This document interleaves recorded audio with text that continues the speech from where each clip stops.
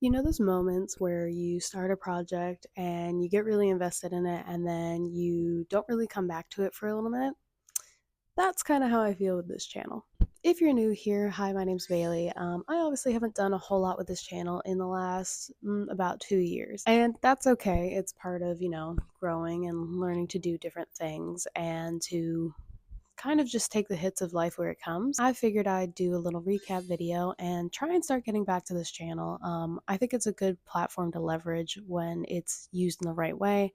And I kind of miss doing it. I really fell in love with using my YouTube channel back when I started it in 2018 through like COVID. Then I am gonna get into a story as to why I haven't posted since then. So it's been about 2 years or so since I've posted on this channel, and most of that is due to quite a few factors. The biggest thing is that with COVID, it kind of financially ruined my family's business. It's a small business, but it's kind of powerful in our own little industry. We're known as the largest retailer in North America for balloons and only balloons. But with COVID and everything, no one was having parties, and then people were having, obviously, personal health crises and family issues.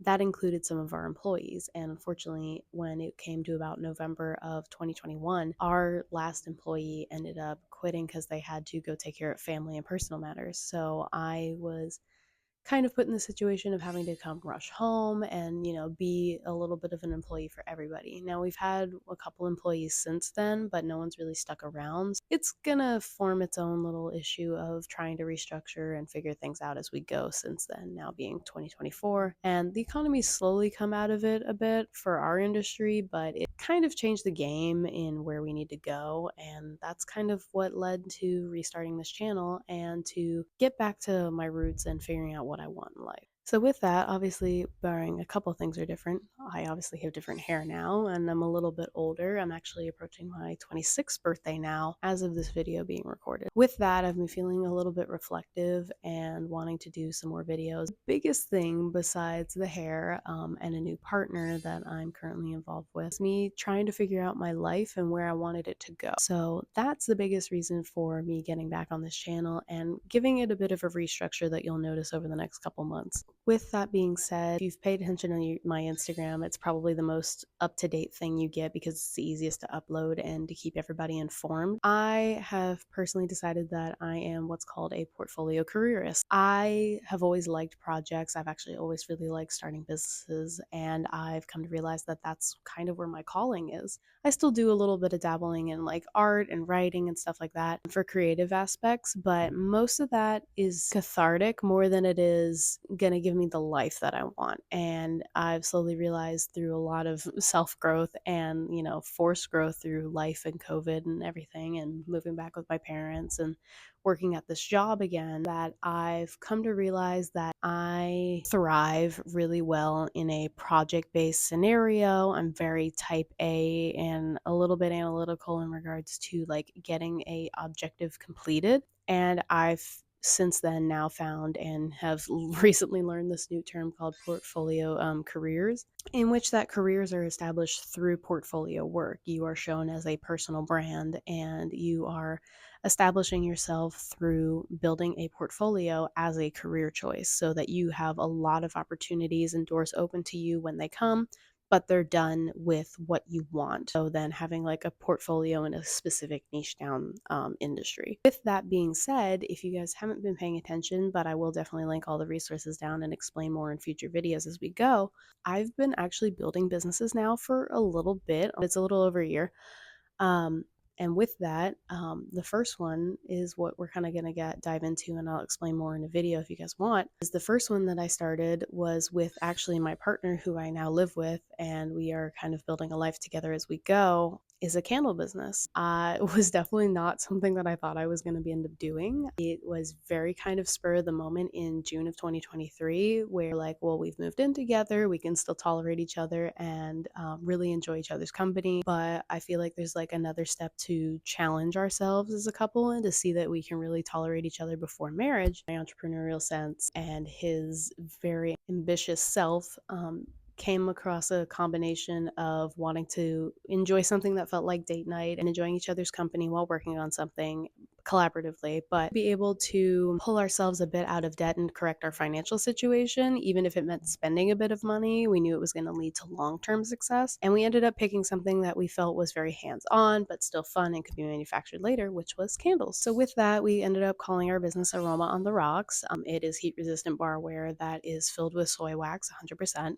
And then when you're done using it as a candle, you can actually wash it and drink out of it when it's done. So it really fit with our vibe of, me being a candle lover and thought it was a fun, crafty hobby, and him really enjoying alcohol and the experience of being like feeling luxurious and bougie a little bit in the way that we do when we like order a glass of red wine at dinner. And so we decided to make it a full brand as a niche down topic to really make ourselves stand out in the other competitors of what would be um, candles across the board. If we stuck them on a shelf, comparing them side by side, ours would stand out in a very different way compared to others, where they're just in, meaningless round jars. And what are you going to do when you're done with them? You either get crafty with it like it's the early 2000s and, put cotton swabs in it, and then you have 600 more. You can use barware if you're a person who enjoys alcohol, or even if you don't have to, because you can nowadays put wine and water and anything else in a mug. Why can't you do it with alcoholware and make you feel a little bit fancy? So that's pretty much why we started Aroma on the Rocks. And actually, since then, and for the last 3 months, I've been actually building into a second business, which is a greeting card company. The reason I started that was also for secondary income. It is a passive income because it is used through a third party printer, but it is print on demand, and I really enjoy the concept of print on demand in the ecological sense of we're not overproducing. Now, granted, there's a plus for me. I don't have to carry inventory. I also like that we're not wasting paper or anything like that to, have the excess storage that are really unnecessary when you can just have an individual or several cards shipped to you within a few days to weeks. So yeah, I started that as more of a therapeutic journey. I realized it was something I could do. It was really fun for me. And I started doodling as a more meditative thought process and like still being creative, but it wasn't high stressful creative in like this has to represent the brand, and it had to be like very perfect. It didn't. It was more me and my doodles, and I could take them and turn them into a passive income stream. With that and my crazy self since then, and now November of 2024, I have been developing more and more businesses on the side in like writing out business plans and getting them squared away for where I want them to be in the future. Unfortunately, I am restricted with, a bit of capital issues, but that's okay because I know at some point little bits here and there will end up accumulating a lot more and more. Mostly, I'm here to say that this channel is going to end up being more of an entrepreneurial channel than a writing channel, but it will still include some writing aspects. So, with that, I want to dive into a little bit of my quarter 4 goals with both business ventures and personal ventures, and kind of just give you a little taste of what we're going to be expecting in the next couple of months and into the next several videos. I'm not really sure when I'm going to be posting. My goal is to do one of these bigger videos in about once every quarter, if not once a month would be the ambitious goal, but I'm definitely shooting for once a quarter to give you this quarterly update and to figure out where we've been along the journey. I really love the internet for the use of, networking and collaborating. So if you guys are also entrepreneurs and have small businesses, please reach out. I love learning about new brands and seeing what kind of processes you've got, and we'd love to share resources. I've met quite a few people through our candle business. It's great to feel bolstered by a community like that, and I swear nothing is better than a small business community. It is fantastic and so well received and informative. With that, I'm just going to quickly go through a few of my quarter 4 goals just to keep you abreast of where I want to be by the end of January and moving into quarter 1 for 2025. So the first goal is with Wishbrush, which is my greeting card company. I want to do about $100 in sales for quarter 4. It's realistically not a lot. It's not a hard goal. The hard part is like with Aroma, we don't have a lot of start capital to be advertising, so we're mostly trying to get those sales through, social media and natural algorithm through sales. With that, I'm already off to a pretty good start considering I had one of my best patrons for all my small businesses, Miss Joyce, who's a good friend of our family, actually patron behind me and be my first order for Wishbrush, and she ended up being $27 out of that $100. So already off to a good start, over a quarter of the way there. Thanks again to Joyce. The other thing and similar goal is with Aroma, we are looking to do a $100 online sales goal. That is a bit harder to really navigate that. It's not so, event and holiday driven. It is a consistent product, so it may be a bit harder to complete. But again, it's a goal and it's just something to look forward to. Adjacently, it is my goal within the next month or so to really be pushing for a wholesale account to adopt us and hopefully meet that $100 in sales. We are looking to really invest into some small store or account through Fair, and hopefully get them into some retail stores and figure out, the flaws that come with being in retail and to see where we can improve our product. And for me personally, I have like just a few small goals. I have like generic day-to-day goals and they change all the time, but through quarter 4, mostly I wanted something slightly loftier, but to more invest in myself. The first one really being a social media planner. It would help a lot. And I'm feeling it's kind of like a birthday/Christmas gift to give to myself of investing in a social media planner and poster so that I can really, bank all these videos out and content and just post them and, drop and forget about it. It'll do its own thing. There's quite a few that I'm looking into, but when I really decide on one, I'll let you guys know if you're interested. And the other thing that's not super important, but would just be kind of fun, is to actually guest star on a podcast. Besides the one I've already done, I did one in quarter 3 with my friend Liam and his podcast, Duff's Tavern.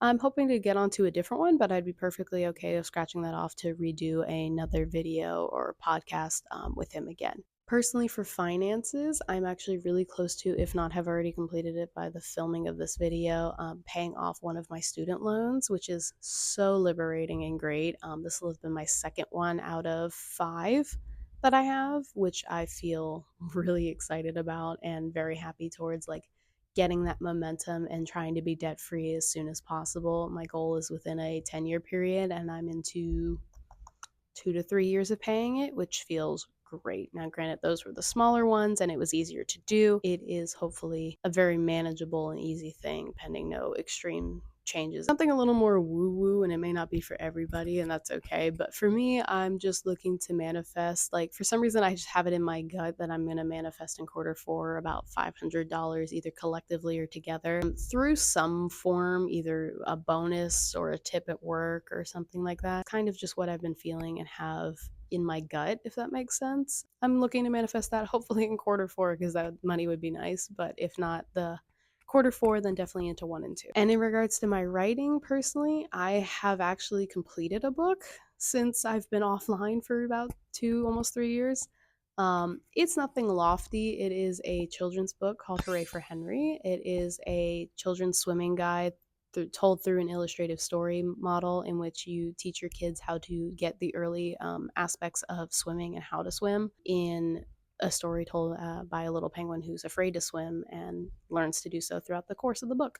I used it as a leverage point to talk about how I used to be a lifeguard, grown up on swim team, and I actually taught quite a few children, including my own niece and nephew, and a few kids that I used to nanny for and babysit for, how to swim and how to effectively learn it. It's very important of a skill. It's a survival skill, but also it's a lot of fun, and people should be able to enjoy that without fearing of drowning, which really is the only thing that I feel sets back a lot of people. The earlier you introduce swimming to a child, the easier it is for them over a long haul. And that's kind of why I wrote Hooray for Henry. It was actually a teacher cadet project that I worked on in high school, and I had rewritten and kind of reformatted. It wasn't originally designed to be that way. It was more a story project that I was just going to write a children's book, and was hoping to publish someday, but instead it's now designed with a purpose. It's designed to teach your kids how to swim. And I feel better with it having a mission behind it. It makes me feel good, and I know it's bound to help somebody someday. Hopefully, with that as a quarter 4 objective, I can finish wrapping that up with the illustrations and get it published. And I'm hoping to publish it independently for the time being, and you get it in a few bookstores. If not, at the very least, collaborate with some swim schools and stuff like that and see where we can go from there. And the last thing is I've finally found my thing that helps me write. It's probably why I've completed Hooray for Henry, and I have now since gotten 4 chapters into a novel, and I feel really good about it. I can definitely go further into detail and show you a day by day process of what it would be like. 3 things mostly that really changed that was I learned to really quickly plot, and the good thing with AI is it really teaches you how to plot really well and have like a mentor without involving a person. So it's helpful in that regard of like telling you, well, this works, this doesn't. So I've utilized a lot of AI to teach me how to plot. So I've learned to plot a bit better. The second thing is I now write in the total dark. I pretty much only have a light source of my computer screen when I write in the mornings. It's just something about that narrow focus.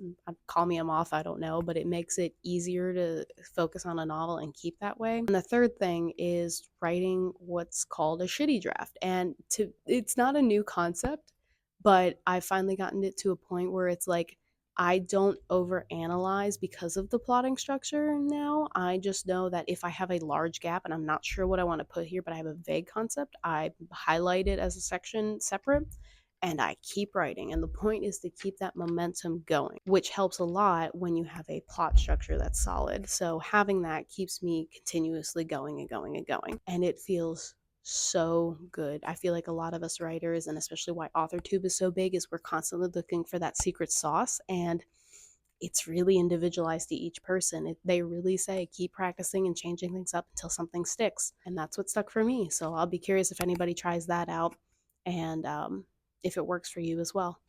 But basically, that is everything and mostly a recap. It felt like a lot. It's probably been a lot because it's been almost 3 years now since I've posted here. A lot of things will get more clarification as I make more videos and continue on through this journey of being an entrepreneur and showing you guys what I'm doing across social media in general. If you guys are interested in any of the things that I've talked about, I've got a lot of it listed below. And if you have any questions, please feel free to DM me and I will definitely talk about it more. Thank you guys for watching. I'll see you later. Bye.